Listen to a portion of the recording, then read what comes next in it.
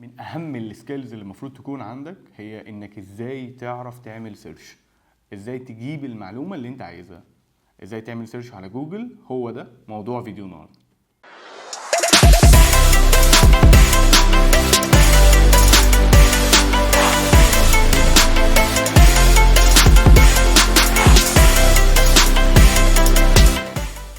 في بعض التريكس الصغيره في جوجل اللي لو عرفتها تقريبا حياتك هتبقى اسهل، هتقدر تسيرش على اي حاجه بمنتهى السهوله. تعالى نمشي واحده واحده ونشوف الموضوع هيبقى ماشي ازاي.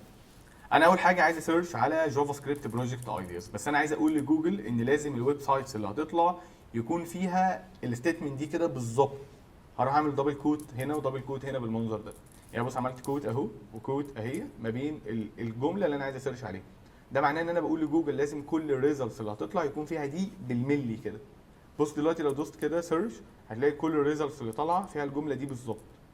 حلو الكلام. بصوا هنا بيقول لك ان ايه، في 681 ريزلت طلعت. لو انا شلت الدبل كوت كده كده انا بسيرش عادي بقى. تعالى كده نشوف مثلا كام ريزلت هتطلع. بص هتلاقيه بيقول لك في 122 مليون، لان هو كده جايب اي حاجه ريليتد باي كلمه موجوده جوه الجمله ديت. حلو قوي. طيب لو انا عندي ويب سايت وعايز اسيرش على ويب سايت قريب من الكونتنت بتاعه، يعني سي انا عندي w3schools.com وانا عايز اسيرش على اي ويب سايت بيقدم كونتنت شبهه، فباجي اكتب كده ريليتد بالمنظر ده واعمل كده، وبعد كده بقى اكتب الموقع اهو w3schools.com.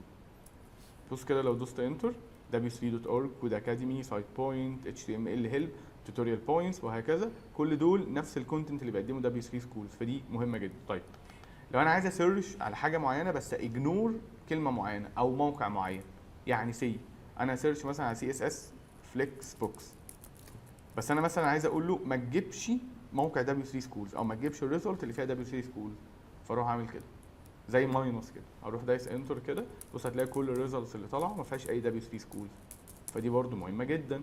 طيب لو انا عايز اسيرش بجمله معينه بس في كلمه في الجمله انا ناسيها، سي مثلا انا هقول له جنريت مثلا والكلمه دي انا ناسيها، وبعد كده اقول له مثلا كومبوننت بالمنظر ده، فاروح جاي هنا كده وعامل استريكس كده. هو هنا كده بقول له يعني اي حاجه، يعني اي كلمه في الدنيا ممكن تتكتب مكان الاستريكس ديت. او سي مثلا انا اقول له مثلا انجلر، حلو، وبعد كده هعمل كده وهقول له كومبوننت بالمنظر ده. فانا بقى مش عايز 2، انا عايز اي حاجه 2 4 5 اي حاجه في الدنيا، فاروح اعمل كده، هو بقى هيجيب لي كل الريزلتس اللي ريليتد بالكلام ده. دي كلها تريكات صغيره جدا ممكن تفرق معاك كتير. لو انا سي مثلا عايز اعمل سيرش على موقع معين، يعني اسيرش بكونتنت في موقع واحد بس، هسيرش مثلا بجافا سكريبت ماب مثلا، حلو، باجي بص اقول له سايت كده واعمل كولون كده واقول له اسم الموقع اللي انا عايزه وليكن مثلا medium.com. بص انا كده بقول له سيرش لي في الموقع ده بس، في الكونتنت بتاع الموقع بس اللي اسمه medium.com، فلو دوست كده كل الريزلت اللي طالعه هتلاقيها medium.com.